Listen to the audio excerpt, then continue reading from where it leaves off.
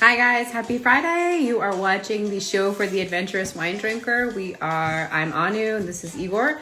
We're the owners of Vine & Strawberry Wine Merchant, based out of Walnut Creek, California.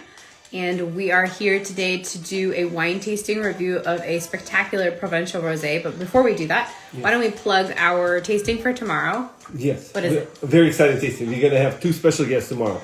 So if you guys are in the Walnut Creek area, please join us. It's going to be very cool.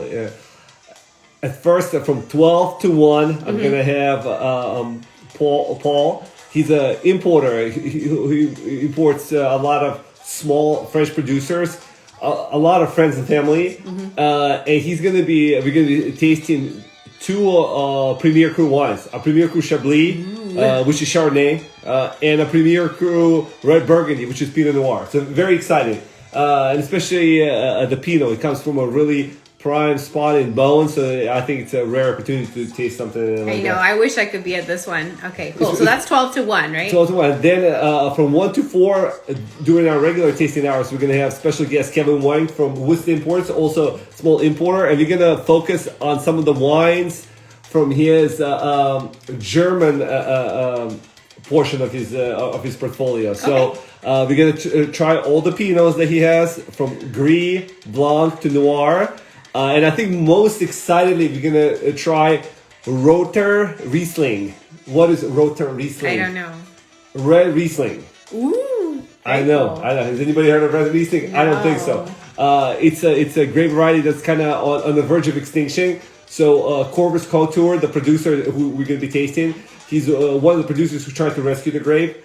So what it is, it's a white grape with red dots on it. So the kind of there's not enough of them where it kind of looks reddish, but actually the wine is white. It's like a Riesling. But the DNA wise, the grape itself is 80% Riesling. So it has a lot of Riesling DNA, but it's not actually Riesling. And I've tasted it before. That's exactly how it tastes like. It tastes something like Riesling. A little familiar. Yes. Yeah. But it's not. Okay. Very cool. So it's fantastic. So I think, it's a great opportunity if you guys want to taste. It's like a really rare opportunity to taste something that basically doesn't get imported to U.S. This might be the only version of Roter Riesling in the whole U.S. That's how. I know. I wish I could be at tomorrow's tasting so much. So that's pretty exciting. So cool. You guys should check it out. Yes. Okay. So Provençal Rosé, not as rare. Not as rare, but also delicious. So today's wine tasting review is of La Bernarde. Yes, that's the family that makes it. Okay, and it's less. I'm probably going to mispronounce it, so I don't know if you want to pronounce it. The name of the what? Cuvée? What is this? Oh, La Haute de Luc. The La Haute de Luc. Okay, and it's from Côte de Provence. So beautiful wine. And I am wildly unprepared for this show, so. What was this? This has pictures. Yeah, so Provence, first of all, if you guys have never been to Provence, I recommend it. But Provence is known, right, for the beautiful fields of lavender. It's just absolutely spectacular. There's lavender fields everywhere. And I just, really wanted to share some of these gorgeous photos.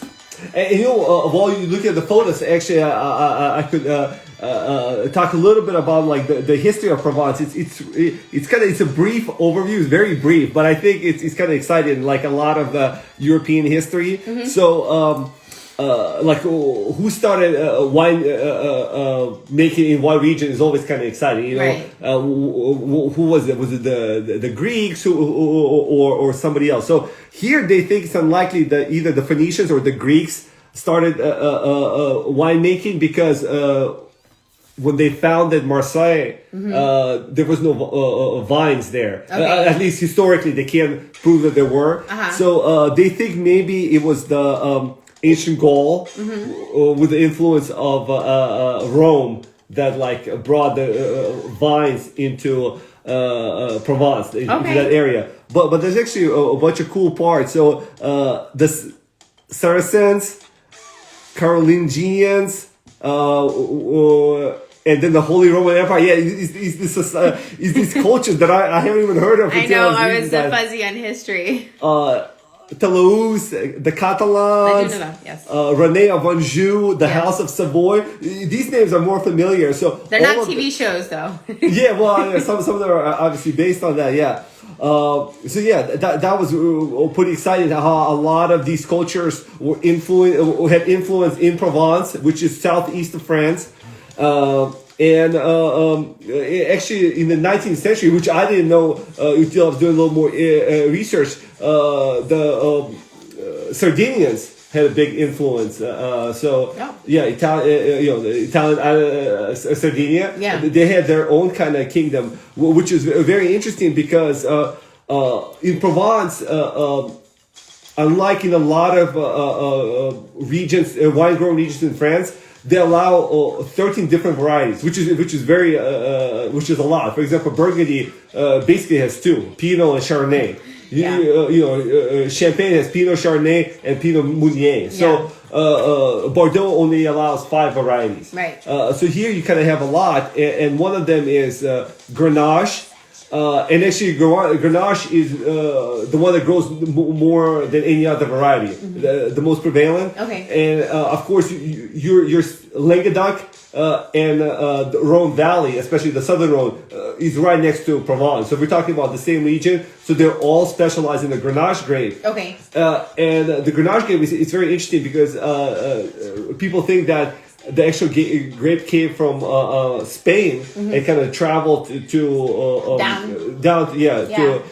France. But actually, there's some people were saying that it actually came from Sardinia. So Canal di Sardinia, that's how they call Grenache. The Sardinian kingdom kind of introduced it maybe to Spain, and it went to southeast France. Okay. So it's interesting how the wines in this region are based on the Grenache grape, which came from Sardinia. So you can see kind of all these mix of cultures and stuff like that. So yeah, that's definitely pretty a lot of fun. So.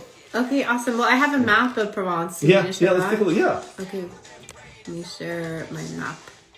I don't know if this is the best map, but... Yeah. So as you can see at top left corner, it shows there's like a white outline with a little gray dot in southeast. So that's what we're looking at, southeast corner. And actually Provence it's on the Mediterranean, and it has the most Mediterranean climate of all the regions surrounding it. So yeah, speaking of Mediterranean, I have some beautiful ocean pictures to help give us some more wanderlust. So this is the Mediterranean right there. And then I have another one too, just one more. Yeah. Beautiful ocean shots. Who doesn't want to look at ocean pictures all day? No, I mean, on Provence, well, I'd rather be there, but alas. Cool. So let's go back to the wine. Well, let's pour the wine. I gave a little overview about the region. Okay. So it's a lot of people. I think a lot of people associate rosé with Provence. It almost kind of go hand in hand. And unfortunately, I think there's a lot of bad provincial. Well, there's a lot of bad rosé. Period. Yes. People kind of. There's a sea of pink wines when you go to the grocery store, and a lot of it is just mediocre. So, 2 points to what you brought something interesting, because frequently a lot of customers come in and you can tell they're casual wine drinkers. They ask you, do you have rosé that's not sweet? And sometimes I'm like, I don't even know what that means, because all the rosé I drink is dry, and then I'm like, oh, it's probably this disgusting California rosé that you find in grocery stores. That it's like, first of all, they probably add sugars to it. It's manipulated. Yes. First, the grapes are overripe, so it's kind of that sickly sweet wine. Yeah, sometimes I meet people and they're like, "Oh, I don't like rosé," and I'm like, "You probably haven't had a good one." So. Yes.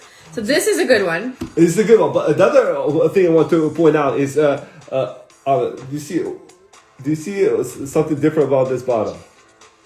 I feel like this is a trick question. There's something here at the bottom. Yeah. Is that for a somm to hold it while they pour? Or what is this? No. There's nothing different about this bottle. But you're trying the trick question? The reason that I was asking, I was reading Jansen's, and I always like how she points out kind of directly but subtly at the same time about different things about the wine industry. So she was mentioning Domaine Tempier. It's within from the Bandol sub-region of Provence, and it's probably the most famous rosé in the world. Okay. And she was saying that it's a rosé that you age for a long time because it's made seriously. Yes. Unlike a lot of the rosés you were talking about, they're basically already past their freshness until before the new vintage even. Right. comes Yeah, out. they're made for immediate consumption. Yeah. Yes, and then she said like what she likes about that wine is that it comes in a standard Bordeaux bottle, which is what this wine comes in. Okay. And if you're familiar, rosés come in all types of like little annoyingly looking bottles. Yes. And so why do they come in annoyingly looking bottles? To be eye catching as a consumer, like Yes. pretty labels and stuff. Yeah. So they focus more on branding and on promoting the wine than actually making good wine. Right. And I think that's kind of a lot of them is sickly. And the other thing is, there's rosés kind of has a double reputation. So on one hand, you have the casual consumers who just want something to sip on, liking the cheesy looking bottles. Yes. And other, wine drinkers who want to take wine seriously, they don't take rosé seriously because they see the cheesy looking bottles and they're like, how could anything good be in something that cheesy? Yeah, no, absolutely. And I think I fell into that bucket at first too because I whenever I had rosé when I was first starting to drink wine, I thought it was disgusting. Yeah. So I just was like, oh yeah, I don't like rosé. It's terrible. But that's all that I tried. Yeah, there's white Zinfandel days, but not even without white Zinfandel. There's a lot of rosés that are just kind of slapdash, get it out to the public, and let's just kind of make some money. But some producers are making good quality rosés, and I think there's no kind of like easy method to say like, oh, this is gonna be good, this is not gonna be good, because you look at price point, you look at a pretty label. That's like I think the decision making for a lot of consumers. So if you do a little deeper research, I think I would say 90 point and above rating is a good indicator that the wine is going to be good. And it's not going to be sweet. Most likely, if it's getting 90 plus points, it's a wine that's a dry rosé done really well. So this rosé got 90 points from Vinous Media. Okay. So neither one's we just opened it. We haven't tasted neither one of us. So I have not. No, which always makes me nervous because I don't like coming up with tasting notes on the fly. Nice mineral note. Oh, this is you've got some interesting facts about the winery as well. Mm-hmm. Well, let's hear it. So it's very high elevation. So a lot of the time, high elevation. You get on one hand you're close to the sun. On the other hand, you have cooler conditions. So the grapes don't roast. They don't become overripe. And the other thing, it's on limestone hill, so there's limestone in it. You can taste the limestone. Yeah, it's very mineral. And yes, it's very nice. Yeah. Well, and you know what jumped out at me? Mm-hmm. A lot of rosés, even the nice dry ones, they have a prominent strawberry note. Mm-hmm. To me, here the strawberry note is muted. It might be there a little bit, but the minerality actually really jumps out. So it's kind of minerality over fruit. Yeah, I mean, which makes it very refreshing. It is. I think I would have said like a blood orange instead of a strawberry. Mm. Yeah, it's very mineral, very refreshing. It's got some like nice long structure, mineral structure. Yeah. Very good. This is a very nice seafood wine. Yes. Well, and I think a lot of Provençal cuisine, right? They use a lot of herbs. Mm-hmm. A lot of olives, garlic. Yes. So I think with kind of this minerality, it'd be great with those dishes. Obviously, not meat-based dishes, but if you have some kind of vegetarian or even fish-based dishes, right? Right. You'll go great with that. Do you remember where were we in Nice? We were in Nice, yes. We were at a restaurant. I'm just totally going on a tangent. Yes. And I ordered a small salad, and then you ordered a dish called the Seafood Royale. Seafood Royale. And I immediately shoved my salad aside because it was I kid you not, you guys. Yeah. It was like a gigantic platter of seafood. And I Yeah, will it's like a never- bowl.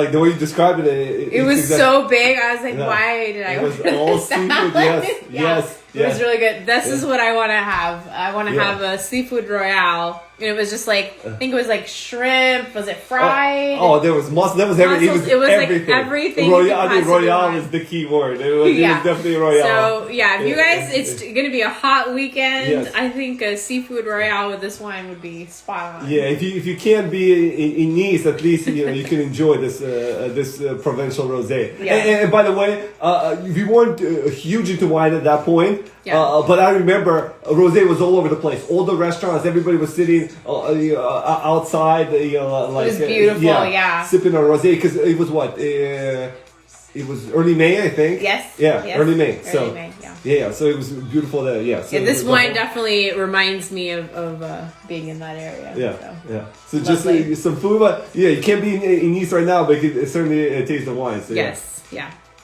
Awesome. Well, All right. anything else? No, it's a cool overview. It's the first time we did a Provençal rosé on our show. It's such a benchmark wine, and this is kind of cool to do it right now. Yeah, guys, this is a great rosé. Give it a shot and some respect. So. Yeah, and for $16, I think it's a great value too. Yes. Yeah. Yes, it is. All right. Well, thanks so much, guys. We'll see you soon. Stop by the shop tomorrow for a wonderful wine tasting in person, Walnut Creek, and we will see you guys soon. Take care. Bye. Bye, guys.